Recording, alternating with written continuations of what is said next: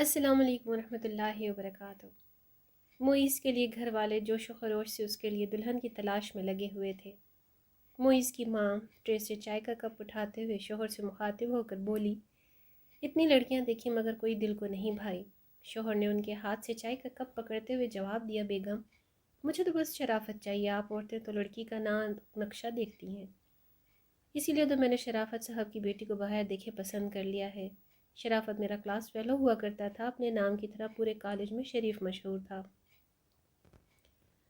اب ہماری بڑی بہو کو ہی دیکھ لو، اس کا رشتہ بھی میں نے اس کے گھر والوں کی نیک نامی کی وجہ سے کیا تھا۔ پورے خاندان بھر میں ان لوگوں کی نیک نامی کے تذکرے تھے۔ دیکھو اب بیٹا بھی خوش اور تم بھی خوش۔ ایک چھوٹی کی دلہن ڈھونڈنے کی ذمہ داری آپ کو دی، مگر آپ سے لوگوں کو پرکھا نہ گیا اور ابھی تک فیصلہ نہ ہو سکا۔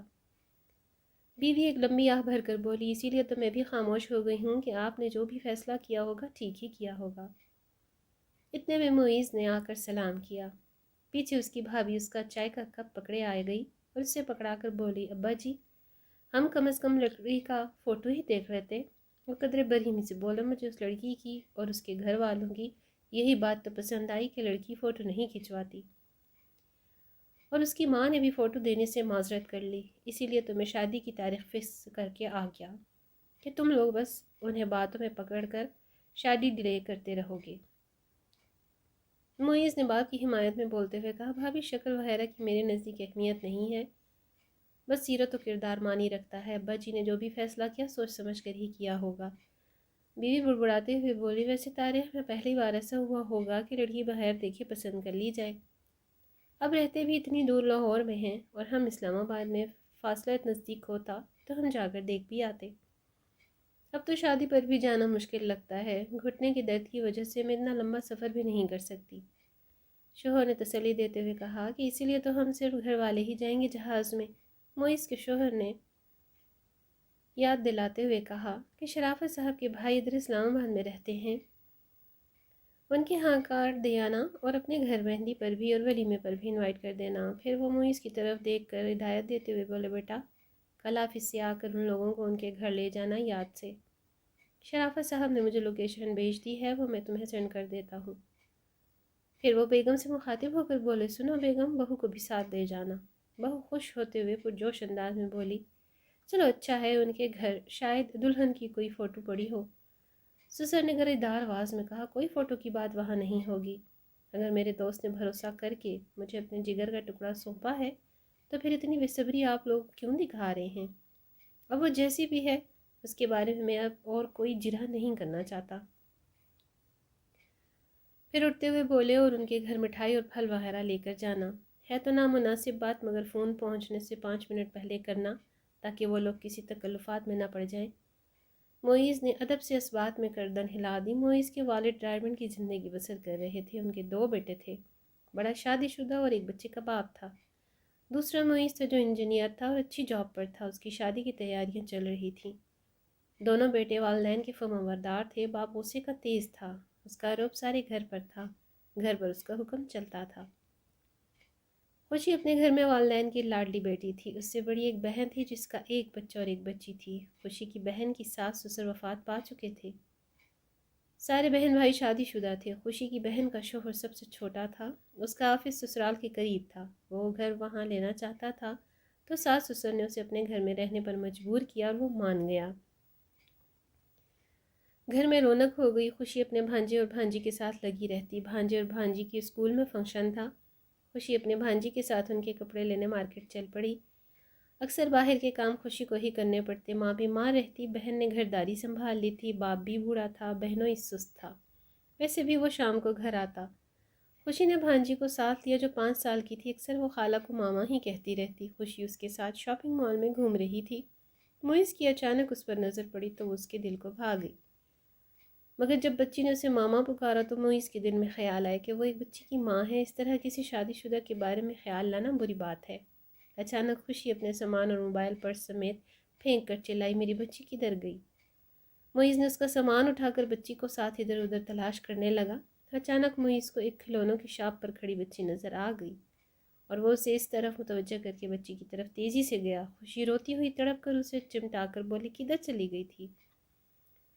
پھر معیز کی تسلی دینے پر اس کے ہوش بحال ہوئے اور اپنا سامان اس کے ہاتھ میں دیکھ کر ممنون لہجے میں شکریہ ادا کر کے لینے آگے بڑھی تو معیز نے کہا چلے میں آپ کے ساتھ چلتا ہوں باہر تک۔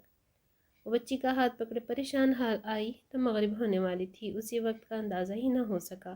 باہر گہرے بادل چھا گئے تھے، سواری کا کوئی نام و نشان نہ تھا۔ موبائل میں نیٹ پیکج بھی ختم تھا۔ آج ہی اس نے پریشان ہو کر ادھر ادھر آٹو کی تلاش شروع کی۔ معیز نے اس کی پریشانی کو بھانپتے ہوئے کہا کہ اسے وہ چھوڑ دے گا، بچی بھی سونے والی ہو رہی تھی۔ خوشی نے انکار کیا تو وہ اسے سمجھانے والے انداز میں بولا دیکھیں موسم بھی خراب ہے، جس کے ساتھ بھی جائیں گی وہ بھی میری طرح اجنبی ہوگا، مجھ پر بھروسہ رکھیں۔ اگر گھر والوں سے بدنامی کا ڈر ہے تو میرا اوپر یا کریم والی گاڑی کا بتا دینا، جلدی کریں پلیز، مجھے بھی دیر ہو رہی ہے۔ خوشی کے لیے اس نے گاڑی کا پچھلا دروازہ کھول دیا۔ خوشی مجبوراً بیٹھ گئی، بچی گود میں سو گئی۔ خوشی نے اس سے کہنے سے پر اس کے موبائل پر لوکیشن ڈال دی۔ جب وہ گھر کے قریب پہنچے تو اس کے ابو اور بہنوئی پیدل جا رہے تھے۔ خوشی نے پریشانی سے معیز کو بتایا کہ اس کے گھر والے وہ جا رہے ہیں، آپ کو میں ان کے سامنے پیسے دوں گی تو رکھ لینا۔ اس نے 500 کا ایک نوٹ پرس سے نکال کر اترتے ہوئے اسے پکڑایا۔ اتنے میں اس کے ابو اور بہنوئی قریب پہنچ گئے۔ اس نے ابو کو سلام کیا، قریب آ کر بہنوئی نے بچی اٹھا لی۔ باپ نے فکر مندی سے اسے کہا بیٹا جلدی آتی، دیر کر دی، میں پریشان ہو گیا تھا، کال بھی پک نہیں کر رہی تھی تم۔ اس نے جھٹ موبائل پر دیکھا تو وہ سائلنٹ پر لگا ہوا تھا۔ اس نے معذرت کرتے ہوئے کہا سوری میں نے سائلنٹ پر کیا تھا، پھر یاد نہیں رہا۔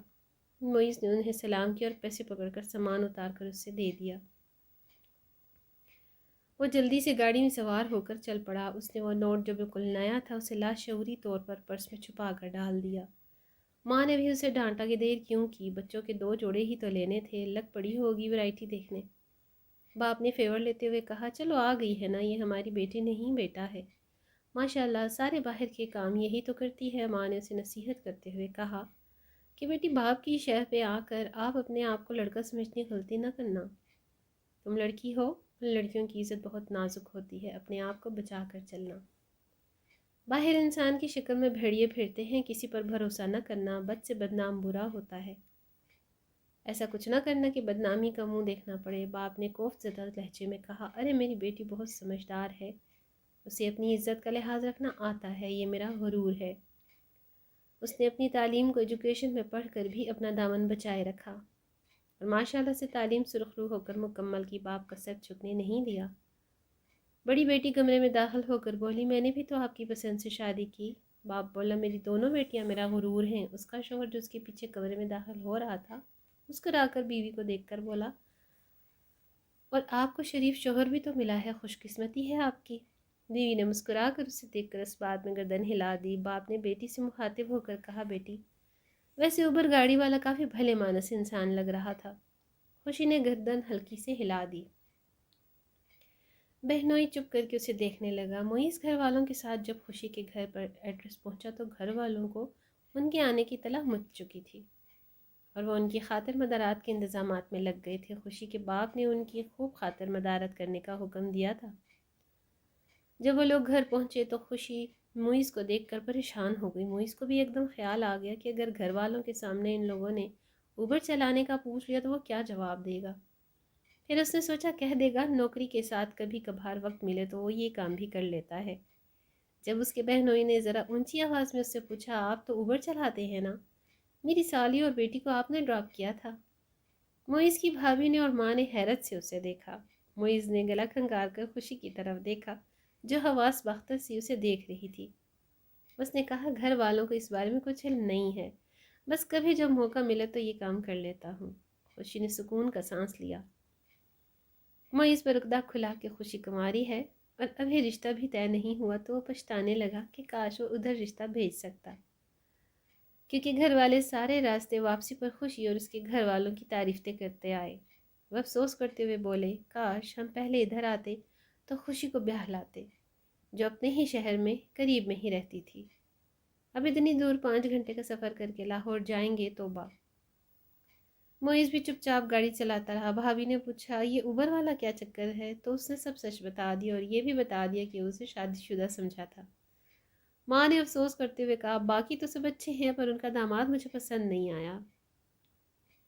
मुइज़ की भाभी बोली, सच कहा, वो तो साली की टोह में लगा हुआ था कि कुछ बात मिले और बतंगड़ बनाए। घर आकर भी मुइज़ चुप चुप रहा। माँ और भाभी ने नोट कर लिया। फिर बहू के उकसाने पर मुइज़ की माँ ने शोहर से कहा कि इसी ज़िंदगी में पहली बार कोई लड़की और उसके घर वाले बहुत पसंद आए हैं। काश हम इधर रिश्ता कर सकते, एक तो करीब हैं और दूसरा बहुत अच्छे लोग हैं। शौहर ने कहा, देखा, मुझे यकीन था जब उनके रिश्तेदार इतने अच्छे लोग हैं तो शराफत साहब और उनकी फैमिली कितनी अच्छी होगी। मेरा फैसला बिल्कुल ठीक था। बीवी ने दबे लफ्ज़ों में कहा, ज़रूरी नहीं कि रिश्तेदार अच्छे हों तो वो भी अच्छे हों।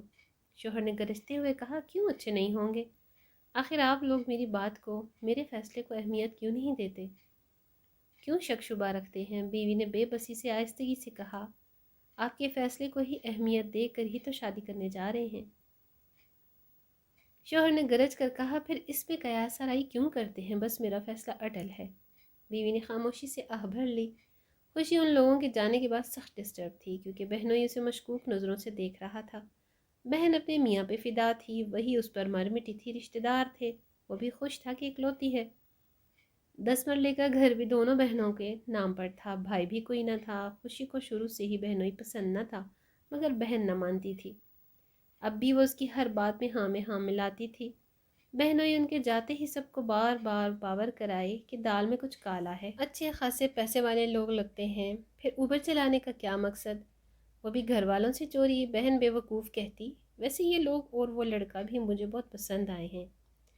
काश ये लोग मेरी बहन का रिश्ता मांग लेते तो कितना अच्छा होता। वो लोग भी हमारी बहुत तारीफ़ कर रहे थे। कह रहे थे कि अगर हम पहले मिले होते तो इधर ही आते, इतनी दूर न जाते।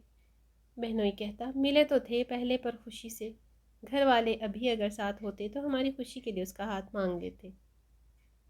खुशी ने तब कर कहा, कैसी बातें कर रहे हैं आप लोग? वो मेरी बहन का सुहाग है, उसके लिए अच्छी बातें सोचे। बाप भी कहता, मेरी बेटी बहुत समझदार है, सच कह रही है। खुशी ने बाप को उस दिन का वाक़या सच सब कुछ बता दिया और कहा कि वो उसी बदनामी के डर से सच न बता सकी। वो बुड़बुड़ाई कि बहनोई साहब खुद अपनी जिम्मेदारी पूरी नहीं करते और जो करके दे उसके बारे में बातें बनाते हैं। बाप ने कहा, बेटा, सच को आँच नहीं, कोशिश किया करो कि हर हाल में सच बोलो। और दुनिया में इस किस्म के लोगों से वास्ता पड़ता रहता है जिनसे हम दामन नहीं छुड़ा सकते, इसलिए मजबूरी है, फेस करना चाहिए, सब्र करना चाहिए। इसका बहुत अजर है। बहरहाल तुम हमारी पुरानी मुलाजमा के साथ लाहौर जाने की तैयारी करो। हम लोग तो नहीं जा सकते, तुम्हारी अम्मी बीमार है, मैं भी इतना लंबा सफ़र नहीं कर सकता। बड़ी बेटी बोली, अब्बू मैंने इससे पूछा था, वो बीमार है। क्या मसला है? ये इसे डेवो के अड्डे पर बिठा देंगे, वहाँ से ताया का बिठा कर ले जाएगा। मैंने ताया से फ़ोन पर बात कर ली है, आप फिक्र न करें। अब्बू बोले, ठीक है बेटी, किसी को तो घर से जाना चाहिए।